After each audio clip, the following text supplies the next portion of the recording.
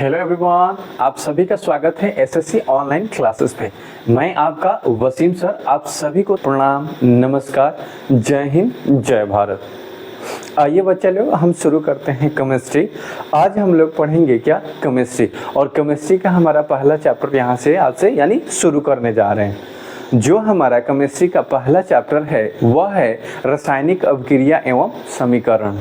रासायनिक अभिक्रिया और समीकरण, केमिकल रिएक्शंस एंड इक्वेशन हमारा चैप्टर का नाम है। इसके पहले कक्षा में हमने सिलेबस को जानने का प्रयास किया था कि जो हमारा साइंस का सिलेबस होता है उसमें फिजिक्स, केमिस्ट्री और बायोलॉजी आता है और केमिस्ट्री से कितना क्वेश्चन बनते हैं। तो हमने वहाँ पे जानने का प्रयास किया था कि 25 से लेकर 27 मार्क्स के क्वेश्चन हमारी केमिस्ट्री से पूछे जाते हैं। अब इसके लिए केमिस्ट्री के हमें कितने चैप्टर पढ़ने होते हैं। तो बच्चा लोग, हमने देखा था क्या कि जो हमारा साइंस का सिलेबस है और उसमें जो केमिस्ट्री का इम्पोर्टेंस है यानी जो केमिस्ट्री का योगदान है उसमें हम लोग 5 से 6 चैप्टर पढ़ने होते हैं केमिस्ट्री के। यानी रसायन विज्ञान के हमें कितने चैप्टर पढ़ने होते हैं, तो 5 से 6 चैप्टर पढ़ने होते हैं, जो आपके सामने इस प्रकार से दिया हुआ है। हम शुरू करने जा रहे हैं रासायनिक अभिक्रिया और समीकरण। हमने बताया था क्या कि जो रासायनिक अभिक्रिया एवं समीकरण चैप्टर है यानी जो हमारा पहला चैप्टर है वह एग्जाम के पॉइंट ऑफ व्यू से कितना इम्पोर्टेंट है और इससे कितने मार्क्स के क्वेश्चन आते हैं। तो हमने इसके पहले वाले कक्षा में बताया था कि 6 to 7 मार्क्स के क्वेश्चन इस चैप्टर से पूछे जाते हैं, ठीक है ना। तो इस चैप्टर को शुरू करने से पहले यानी रासायनिक अभिक्रिया और समीकरण को शुरू करने से पहले हम कुछ इसके बेसिक कॉन्सेप्ट बताने का प्रयास किया था। जीवन में होने वाले परिवर्तन जो होते हैं वह 2 प्रकार के होते हैं। यानी हमारे दैनिक जीवन में प्रत्येक क्षण कुछ न कुछ परिवर्तन होते रहते हैं, ठीक है ना। तो वह परिवर्तन कितने प्रकार के होते हैं, तो हमारे दैनिक जीवन में होने वाले जो परिवर्तन होते हैं वह सामान्यतः 2 प्रकार के होते हैं। एक हमारा क्या होता है, भौतिक परिवर्तन होता है और दूसरा क्या होता है, हमारा रासायनिक परिवर्तन होता है। तो इसके पिछले कक्षा में खूब अच्छे से जानने का प्रयास किया था क्या कि भौतिक परिवर्तन क्या होता है और रासायनिक परिवर्तन क्या होता है।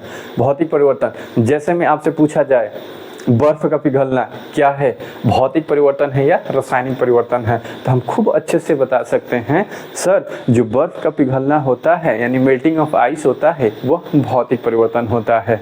क्या होता है, भौतिक परिवर्तन होता है। उसी प्रकार से अगर आपसे कोई क्वेश्चन पूछ दें कि मोमबत्ती का पिघलना किस प्रकार का परिवर्तन है, भौतिक है या रासायनिक है, तो आप आसानी से बता सकते हैं कि सर मोमबत्ती का पिघलना यह भौतिक परिवर्तन होता है, क्योंकि भौतिक परिवर्तन में नए पदार्थ का निर्माण नहीं होता है, केवल उसके भौतिक गुणों में परिवर्तन होता है, ठीक है ना। उसी प्रकार से गैस को अगर हम जल को हम वाष्पित करते हैं तो ये भी हमारा क्या कहलाता है, भौतिक परिवर्तन होता है।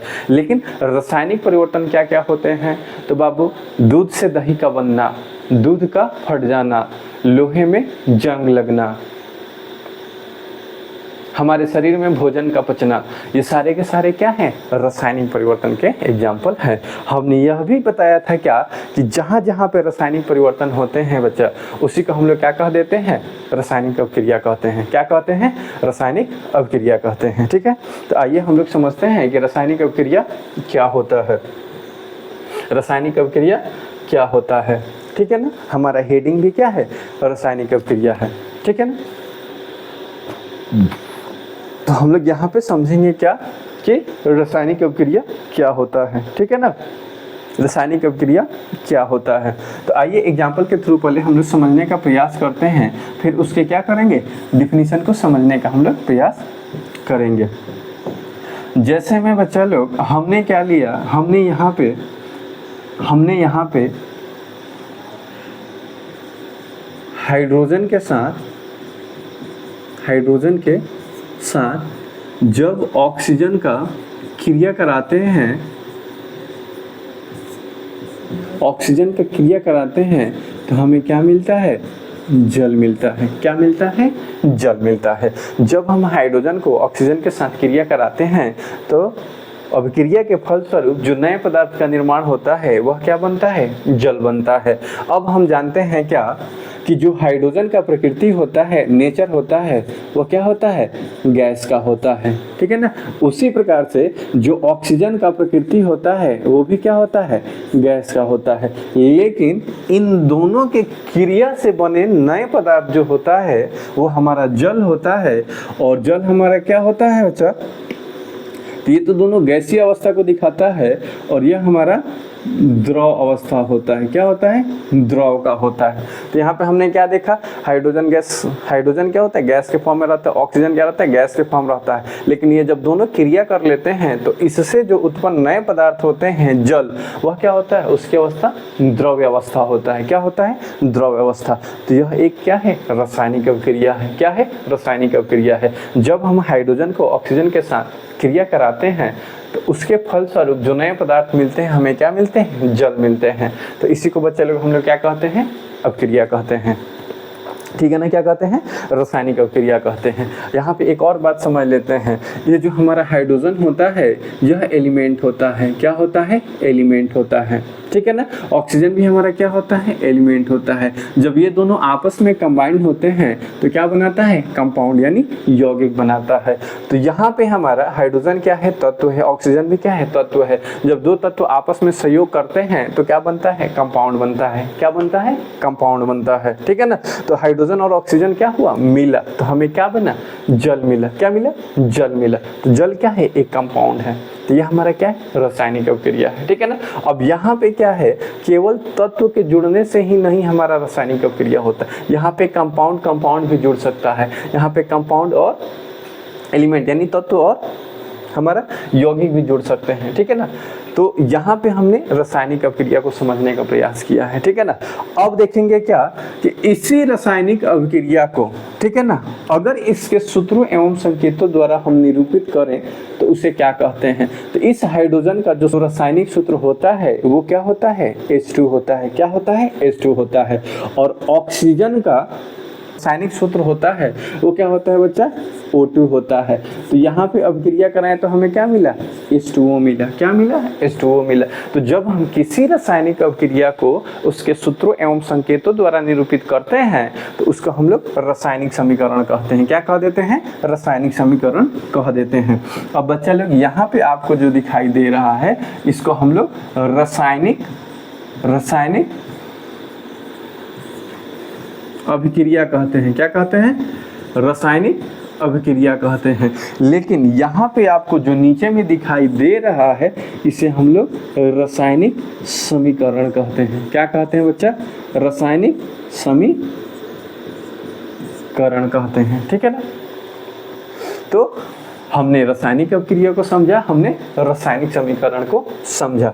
अब देखेंगे क्या कि किसी भी रासायनिक अभिक्रिया के यानी जब किसी रासायनिक अभिक्रिया को हम लोग लिखते हैं तो उस रासायनिक अभिक्रिया के जो लेफ्ट साइड में रहता है उसे हम लोग क्या कहते हैं? अभिकारक कहते हैं। क्या कहते हैं? अभिकारक कहते हैं। यानी किसी रासायनिक अभिक्रिया में जो भाग लेने वाला पदार्थ होता है उसे हम लोग क्या कहते हैं?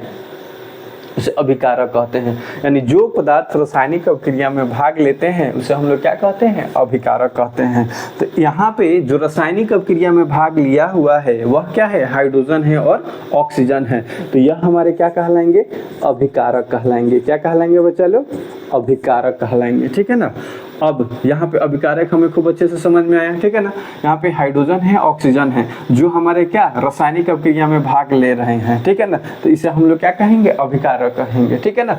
अब ये दो हाइड्रोजन और ऑक्सीजन संयोग करके जब नए पदार्थ का निर्माण करते हैं नए गुणधर्म के साथ, और वो कहाँ पे होता है? राइट साइड में होता है, तो उसे हम लोग क्या नाम देते हैं?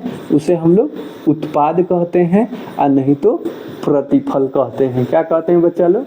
उत्पाद नहीं तो प्रतिफल कहते हैं, ठीक है ना। तो यहाँ पे हमने तीन बातों को जानने का प्रयास किया है कि रासायनिक अभिक्रिया क्या होता है, रासायनिक समीकरण क्या होता है, और किसी रासायनिक अभिक्रिया में जो भाग लेने वाले पदार्थ होते हैं उसे अभिकारक कहते हैं, और जो भाग लेकर नए पदार्थ का निर्माण करते हैं नए गुणधर्मों के साथ तो उसे हम लोग उत्पाद या प्रतिफल कहते हैं। ठीक है ना, इसको और थोड़ा सा बेहतर तरीके से समझने का प्रयास हम लोग करते हैं विथ डेफिनेशन। यहाँ पे दिया हुआ है क्या कि जब कोई पदार्थ अकेले या किसी दूसरे पदार्थ के साथ क्रिया करके एक या एक से अधिक, यानी जब कोई पदार्थ अकेले या किसी दूसरे पदार्थ के साथ क्रिया करके एक या एक से अधिक भिन्न गुण धर्म वाले नए पदार्थ का निर्माण करे, उसे हम लोग क्या कह देते हैं? रासायनिक अभिक्रिया कहते हैं। क्या कहते हैं? रासायनिक अभिक्रिया कहते हैं। रासायनिक अभिक्रिया में पुराने अबंध टूटते हैं और नए अबंध क्या होते हैं?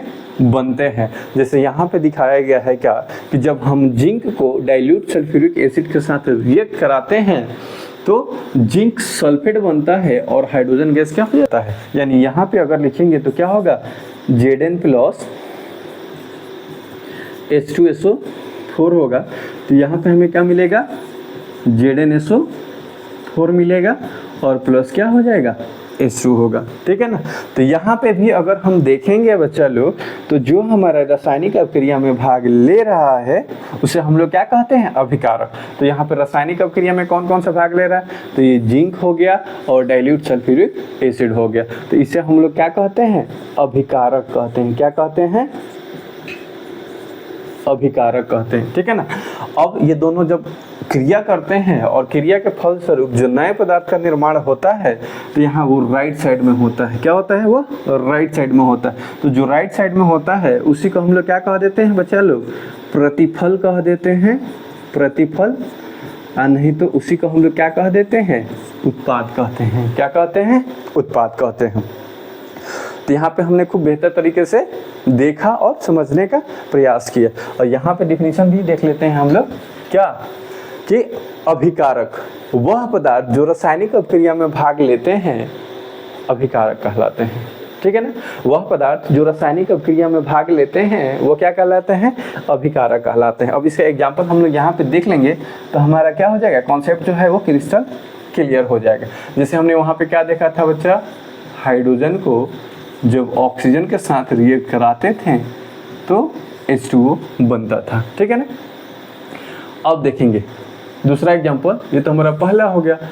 दूसरा, जब हम मैग्नीशियम को ऑक्सीजन के साथ रिएक्ट कराते हैं तो मैग्नीशियम ऑक्साइड बनता है। ठीक है ना। उसी प्रकार जब कार्बन को ऑक्सीजन के साथ क्रिया कराते हैं तो CO2 यानी कार्बन डाइऑक्साइड बनता है। ठीक है ना।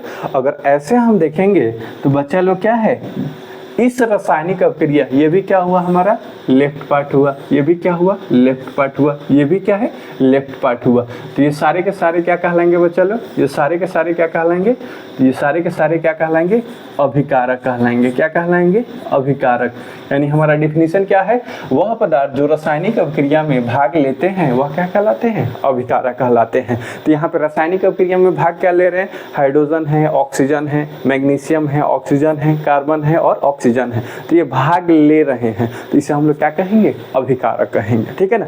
अब इस अभिक्रिया के जो राइट साइड में, ठीक है ना, जो नए पदार्थ हमें प्राप्त हो रहे हैं जिनका गुणधर्म नया है, बिल्कुल पीछे वाले से क्या है? डिफरेंट है, तो उसे हम लोग क्या कह देंगे? यानी ये हमारा ये हो गया, ये हो गया।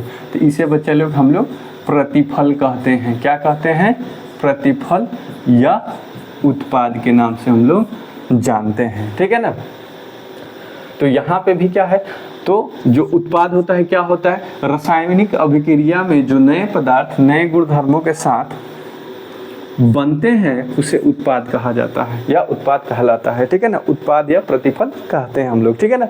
तो यहाँ पे आपको दिख रहा है क्या कि इस रासायनिक अभिक्रिया के राइट साइड में क्या है? H2O है। तो H2O हमारा क्या हो जाएगा? उत्पाद होगा।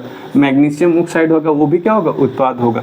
ये कार्बन डाइऑक्साइड होगा, वो भी क्या होगा? उत्पाद हो जाएगा। ठीक है ना। एक और हम अगर रिएक्शन को लिखेंगे यहाँ पे, यानी